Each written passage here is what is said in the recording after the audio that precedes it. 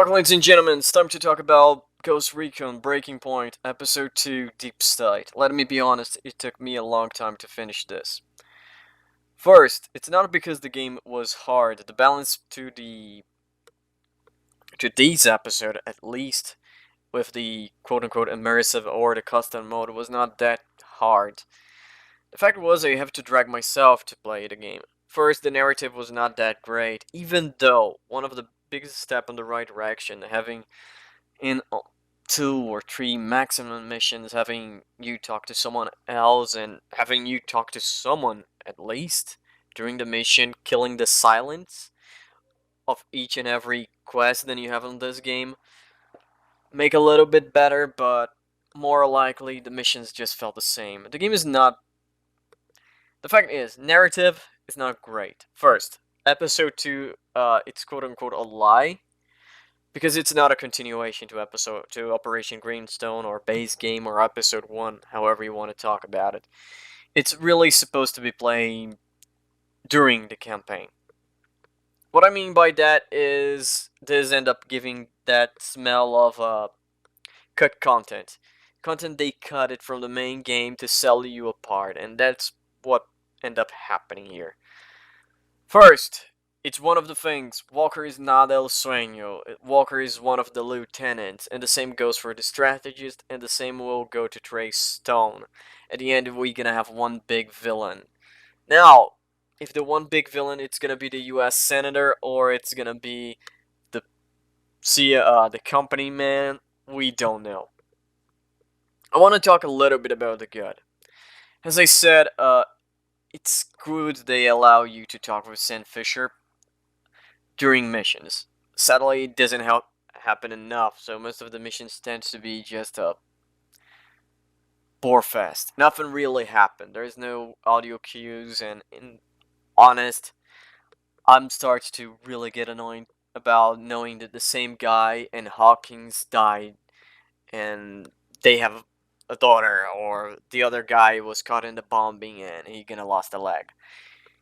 All the grunts said the same 3 different lines of dialogue every time.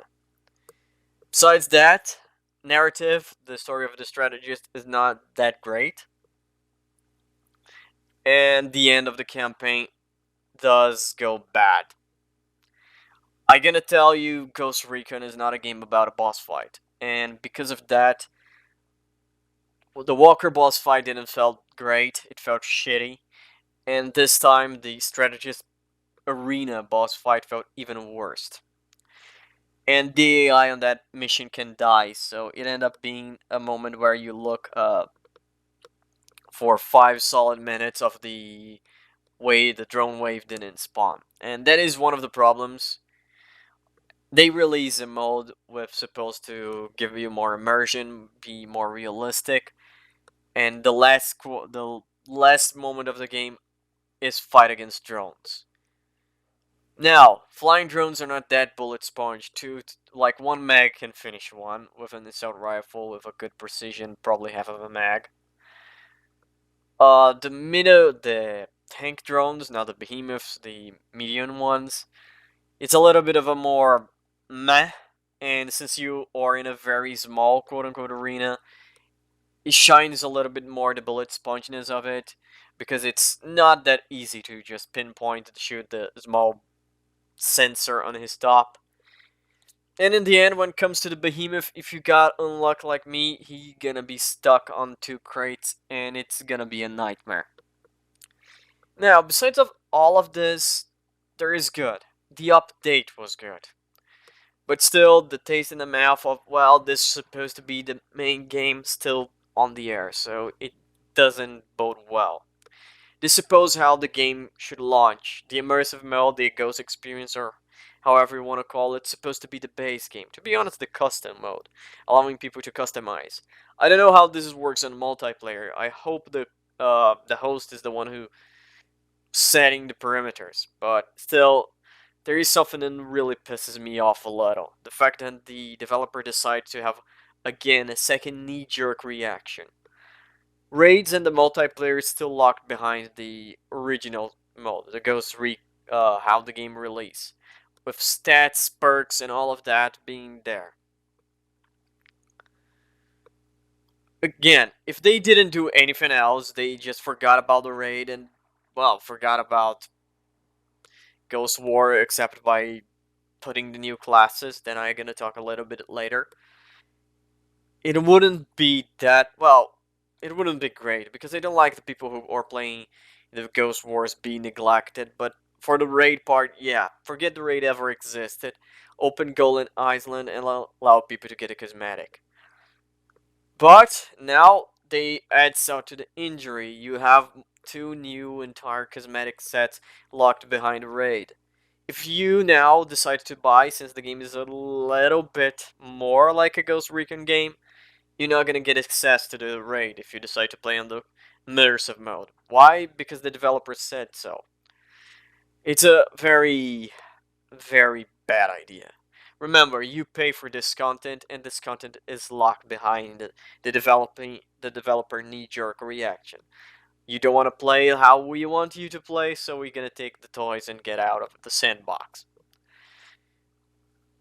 With that in mind, the gunsmith's still broken. I don't believe the thing that kept adding a shorter version of the weapon, the assault version of the weapon, the scout version of the weapon should be a thing. Attachments and modifications to grip, barrel, trigger, and stock should be what make the different weapons, not being designated by a entirely new blueprint or entirely new drop. The game still fails a lot on this point. The gunsmith need a lot of work, and adding one type of modification per update is not a great solution. Even if the fact that the updates come sparse, like an entire month or so without any update, and worse, without any communication between the developer.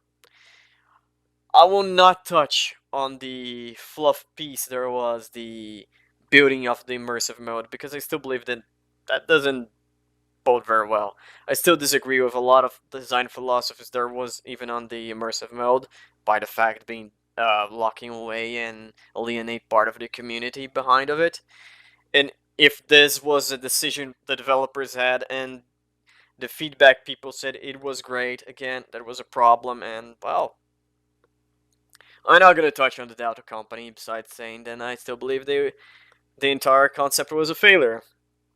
It didn't work, and because of that, we have the product that we had during launch. They didn't listen really to the community, and they created that just to say we have a community representatives. That in the end, it didn't represent the community. Now we have the future for this series. Episode 3 will feel the same. They will add a new boss, probably gonna be Trey Stone, and a mission to kill the big bad wolf, if we are luck. And I say if we are luck because let's remind, this supposed to be a live service game. This wasn't supposed to end on year one, but the game didn't perform as Ubisoft want, so they are doing their best to rush the story. And because of that, the story is not working well. Well, let's be honest, the story didn't work well from release. The simple fact then, one of the major characters of the story is literally disposable on the first cutscene of he appearing. It's not one of the best ways or solutions. Well, that's that, to be far honest. I'm not gonna be covering anything, I think, more unless we have a major update on the immersive mode, teammates, and the gunsmith. And when episode 3 comes around, I'm gonna be talking. Let us remind, there is still probably an event coming during episode 2, and the confirmation then we don't the battle pass was a flop, and they're not gonna be bringing that back on any way, shape, or form. So here we have it. The interesting path that Ghost Recon Breakpoint took. I'm not gonna lie, I don't trust Ubisoft to do a next Splinter Cell. Hell, I don't trust Ubisoft to do a next anything. Problems keep coming on almost all Ubisoft games. Rainbow Six Siege, I don't know, I'm not accompanying, but people are complaining about the realism on that game with the two new operators who are really anime characters. The Division 2 end up being a nightmare of a balancing act with the developers. It's the first game that I could really say it's not a PvP, it's not a PvE, it's a PvD.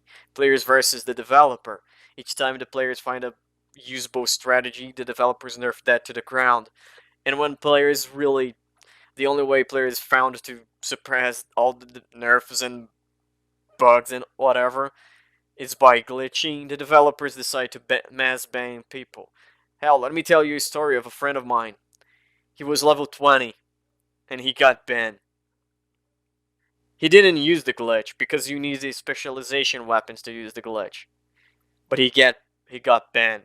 He bought it, of course, the expansion. He would play from his character an entirely new character to 0, from 0 to 40. And what happened is he didn't finish the game a long period of time. He gave up far between on level 20, 22, and he got, when there was a couple updates, yeah, I'm gonna take a look, and he looked at me and said, oh, I got banned. I don't know why I got banned. Why not? I'm still in that game, but, well, to be honest, I don't know if I got banned. I didn't touch on the game since during the period of the glitch. Maybe this is something that I will looking forward to see if I end up getting back to, well, I'm not gonna be banned because they unban everyone. They just roll back everyone who got banned. I'm gonna see if I end up getting rolled back or not. But ladies and gentlemen, that's it. There's not much to tell. Ubisoft is not doing great when it comes to development, and they are literally putting up the develop on the Division is the first PvD. On Breaking Point is the lack of communications, and then goes on Siege. Well, I don't know. I just look at the complaints from outside perspective. So, see you guys next time on whatever it comes.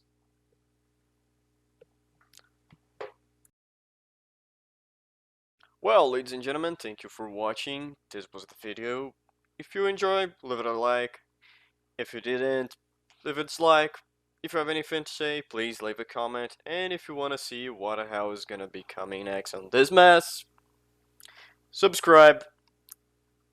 And see you guys on the next episode.